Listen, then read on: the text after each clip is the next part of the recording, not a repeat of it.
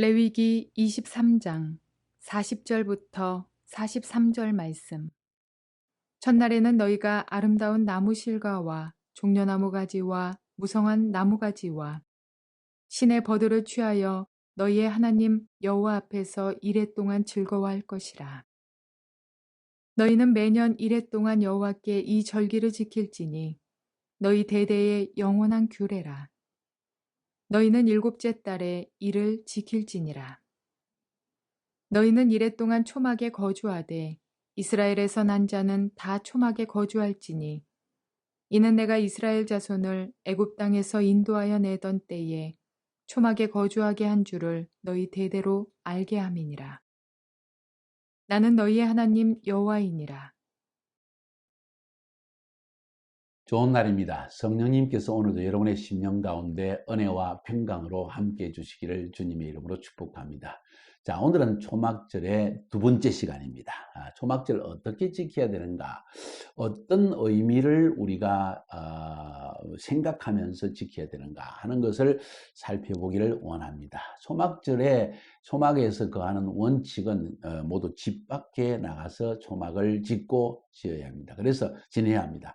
그래서 이스라엘에 여러분이 가보면 이 초막절 시즌에 집 앞에다가 보통 아파트촌에서도 아파트촌 들어가는 입구에다가 이런 수칼을 탁 지어놓고 하루 종일 거기에 그걸 열어놓고 저녁 때는 이제 일하러 가는 날도 둘째 날부터 여섯 날까지 일할 수 있으니까 첫째 날만 일하지 않고 보통 저녁 때 시간에 촛불을 켜놓고 거기에 아이들을 앉혀놓고 거기에서 과일도 먹고 차도 마시면서 이야기를 나누는, 하나님께서 어떻게 자기 백성을 애굽에서 출애굽시키셨는가, 또 광야에서 어떤 일이 일어났는가, 이런 걸 자세하게 자손들에게 가르침으로 말미암아 하나님과 관계성을, 그리고 우리가 이 땅의 초막에서 나그네처럼 산다는 것을 가르치는 것이 초막절입니다. 그래서 중요한 것은 집 밖입니다. 집 안에 그냥 이렇게 천막 쳐놓고 아니요.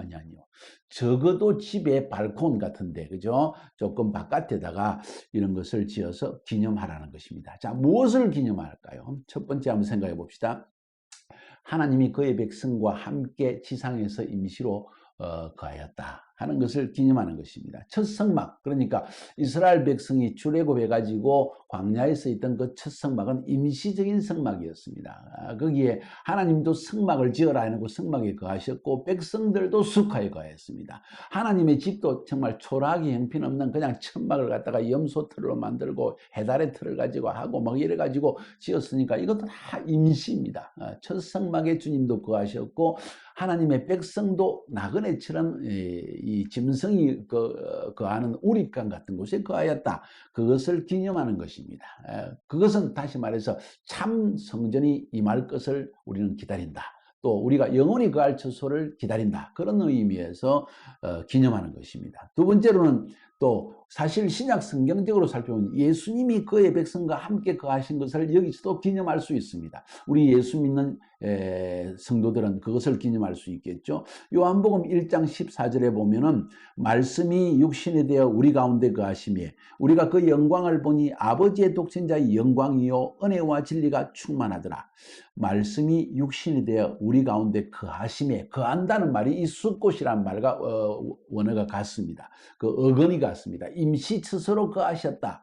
예수님도 이 땅에 잠시 거하러 오신 것입니다. 잠시 거하셔서 하나님의 완전한 숙소를 만들어내기 위해서 가시기까지 임시로 거하신 곳이 바로 이곳이라는 거예요. 그래서 1세기 유대인들은 여기서 거하신다, 육신이 되어 우리 가운데 거하신다는 말을 딱 들으면 그들이 무슨 의미인지를 알았습니다. 요한복음을 쓴 요한은 이것을 알고 있기 때문에 특별히 이 단어를 사용해서 우리 가운데 거하셨다 하는 말을 했다는 것입니다. 다시 말해서 예수님의 탄생은 또 어찌 보면은 숫곳에 일어났다고 볼 수 있습니다. 나중에 그 부분은 새롭게 한번 여러분과 살펴보기를 원합니다.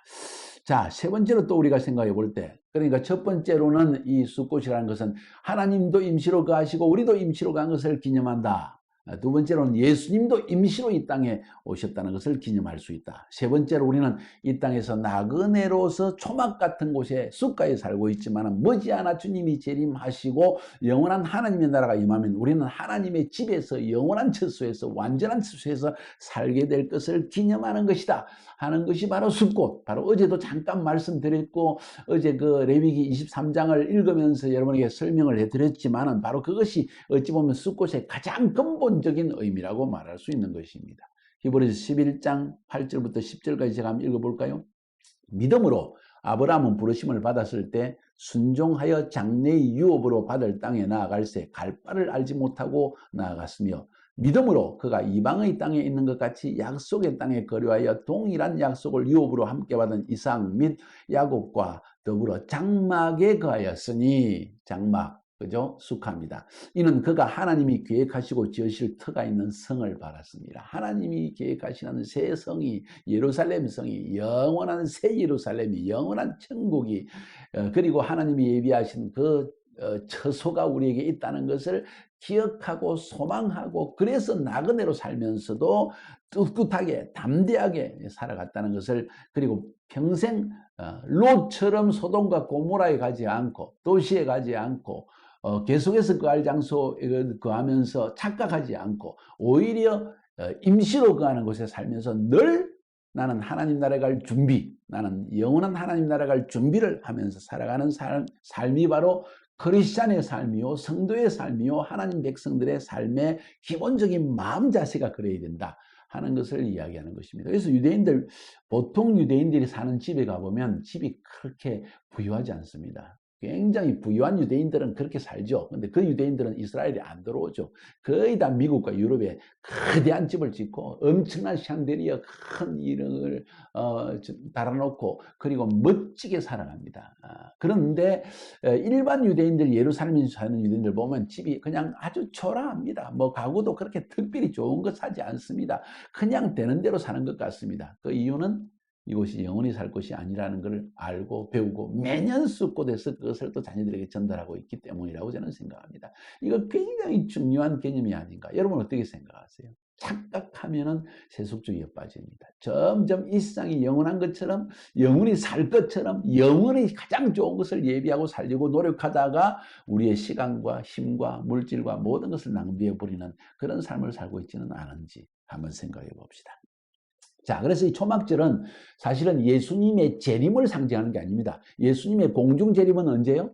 나팔절 때. 예수님의 지상 재림 하시는 건 언제요? 욤키푸르 때. 자, 이걸 생각해 볼 때 이건 이미 예수님이 재림하고 난 뒤의 이야기입니다. 그건 오히려 예루살렘의 성전에 들어오신 예수님. 나중에 그 이야기도 연관이 되면 하겠습니다. 성전에 들어오신 예수님이 우리를 통치하시는 것, 임재하시고 통치하시는 것. 이제는 단순히 재림하는 것이 아니라 재림하셔서 하나님의 나라의 법칙으로 세상을 통치하는 것을 상징하는 것이 바로 이 숫꽃이라는 걸 알 수가 있습니다. 그래서 이 초막절, 그 숫꽃은 다른 말로 표현하면 좀 더 이것은 하나님의 통치와 연관이 있기 때문에 천년 왕국, 왕국이라는 말과 더 가깝다고 말할 수가 있습니다. 그래서 초막절은 천년왕국을 상징한다고 저는 믿고 있고 많은 학자들이 그렇게 설명하고 있습니다. 고린도 후서 5장 1절 2절에 보니까 만일 땅에 있는 우리 장막집이 무너지면 하나님께서 지으신 집 곧 손으로 지은 것이 아니요 하늘에 있는 영원한 집이 우리에게 있는 줄 아나니 과연 우리가 여기 있어 탄식하며 하늘로부터 오는 처소로 들기를 간절히 사모하노니. 그렇습니다. 영원한 하나님의 처소, 거기에서 우리 하나님은 천년 동안 통치하실 것입니다. 계시록 20장 4절 6절에 그런 말이 나와 있습니다. 내가 보좌를 보니 거기에 앉은 자들이 있어 심판하는 권세를 받았더라. 또 내가 보니 예수를 증언함과 하나님의 말씀 때문에 목배임을 받은 자들의 영혼들과 또 짐승과 그의 우상에게 경배하지 아니하고 그들의 이마와 손에 그의 표를 받지 아니한 자들이 살아서 그리스도와 함께 천년 동안 왕노릇하니. 이거 벌써 그러니까 나팔절부터 욤키푸르의 시즌 10일간이 마지막 회개의 기회라고 했고 그때 유대인에게 엄청난 핍박이 일어난다고 그랬죠. 야곱의 환란, 유대인의 환란이 이때 일어나는 겁니다. 그때 목매임을 받은 자, 순교한 자 다 있는데 살아나가지고 지금 천년 동안 왕노릇한다. 바로 이것이 이 욤키푸르 이후에 찾아오는 숫꽃, 다시 말해서 초막절의 진정한 의미는 하나님이 천년왕국을 예비하셨다. 그러니까 초막 속에 살면서도 근심하지 말라, 이런 이야기를 하는 거예요. 5절에 그 나머지 죽은 자들은 이 천년이 차리지까지 살지 못하더라. 이는 첫째 부활이라. 이 첫째 부활에 참여하는 자들은 복이 있고 거룩하도다. 둘째 사망이 그를 다스리는 권세가 없고 도리어 그들이 하나님과 그리스도의 제사장이 되어 천년 동안 그리스도와 함께 왕노릇하리로다. 자, 그래서 이 사람들은 어찌 보면은 유대인들이 주류를 이루지 않는가 하는 생각도 저는 가지게 됩니다. 그럼 우리가 성경을 보면서 차례대로 더 알아보도록 합시다. 계시록 그렇습니다. 계시록 20장의 말씀이 천년왕국에 대한 이야기를 하고 있어요. 그렇기 때문에 이 날은 가장 기뻐하는 날입니다. 레위기 23장 40절에 첫날에는 너희가 아름다운 실과와 종려나무 가지와 무성한 나무 가지와 시내버들을 취하여 너희 하나님 여호와 앞에서 이레 동안 즐거워할지니라. 이 말은 그날 1년 중에서 유대인들이 가장 술을 많이 마시는 시즌이 바로 장막절이에요. 초막절이에요. 이 시즌에 뭐 엄청나게 음식도 먹고요, 그냥 와인도 마시고 서로 불러서 히하하 즐거워하고 하나님이 우리를 애고에서 구원하실 뿐만 아니라 초막에 살고 하셨는데 그것은 영원한 처소가 있다는 것을 말하는 것이다 하면서 가족과 이웃이 함께 모여서 즐거움의 행위, 이 기뻐하는 것이 사탄에게는 공격하는 것입니다. 영적 전쟁의 행위입니다. 먹고 즐기고 기뻐하고 찬양하고 춤추고 이것은 이미 승리했다는 것을 막 선포하는 것이기 때문에 사단이 이것을 보기만 해도 막 두려워 떤다는 거예요. 이게 바로 영적 행위라. 먹는 것도 영적 행위다. 한번 생각해 보세요. 그래서 이날 정통 유대인들은 시편 149편과 스가랴서 14장 6절을 노래하면서 축제를 합니다. 시편 149편은 할렐루야 새 노래로 여호와께 노래하며 성도의 회중에서 찬양할지어다. 이스라엘은 자기를 지으신 자로 인하여 즐거워하며 시온의 자민은 저희의 왕으로 인하여 즐거워할지어다. 춤추며 그의 이름을 찬양하며 소고와 수금으로 그를 찬양할지어다. 여호와께서는 자기 백성을 기뻐하시며 겸손한 자를 구원으로 아름답게 하심이로다. 성도들은 영광 중에 즐거워하며 저희 침상에서 기쁨으로 노래할지어다. 그 입에는 하나님의 존영이요 그 수중에는 두날 가진 칼이로다. 이것으로 열방에 보수하여 민족들을 벌하며 저희 왕들을 사스로 저희 귀인들은 철권왕으로 결박하고 기록한 판단대로 저희에게 시행할지로다. 이런 영광은 그 모든 성도에게 있도다. 할렐루야 하면서 이 찬양을 막 이미 주신 그 승리의 찬양을 지금 막 그냥 쏟아놓는 거예요. 이때 이제 회중들이 모여 그러면서 스가랴서 14장 6절 16절도 읽습니다. 잘 들어보세요. 여호와를 치러왔던 열국 중에 남은 자가 해마다 올라와서 그 왕 만군의 여호와께 경배하며 초막절을 지킬 것이라. 예. 그러니까 이방인들도 초막절을 지킨다. 언제일까요? 천년왕국 시대라는 거예요. 그냥 마지막 용키푸르 시즌에 하나님께서 열국에 대한 진노를 쏟아낸다고 요엘서 2장에서 우리가 이미 보았잖아요. 그죠? 이게 지금 우리가 용키푸르 시리즈 설교에서 봤지 않습니까? 그리고 용키푸르가 끝나고 5일 뒤에 이 초막절이 오는데 이 초막절 기간에 이제는 벌써 전쟁에 예루살렘이 치러왔던 이방민족들 군대들까지도 이제는 하나님께 경배하러 같이 올라간다는 거예요. 이게 바로 천년왕국의 시즌을 보여주는 거예요. 이게 바로 하나님께서 완성하신 초막절. 초막절은 7번째 달에 7번째의 절기, 7개의 큰 절기 중에서 그 다음에 7번째 보름달이 뜰 때 7일간 축제한다. 왜? 이것은 하나님이 완성하신 날이라는 것을 기념하기 위한 거라는 거예요. 천년왕국을. 그러니까 6일 동안 천지를 창조하시고 7일째 안식하셨다. 7일 천년입니다. 하루가 천년 같다고 했으니까 그 천년왕국에 이제 이 천년왕국을 하고 그 다음에 8일째 영원한 나라로 들어간다는 것을 기념하는 이것이 바로 하나님의 칼렌다입니다. 하나님의 시간표입니다. 우리 백성들은 하나님의 백성들은 이걸 잘 알고 하나님의 시간표를 따라 살아야 되겠다는 결단을 이 시즌에 할 수 있기를 바랍니다. 이 말씀 가지고 서로 나누어 보고 이 말씀이 진정 그러한가, 그렇다면 나는 어떻게 살아야 할 것인가 서로 토론할 수 있기를 주님의 이름으로 축복합니다.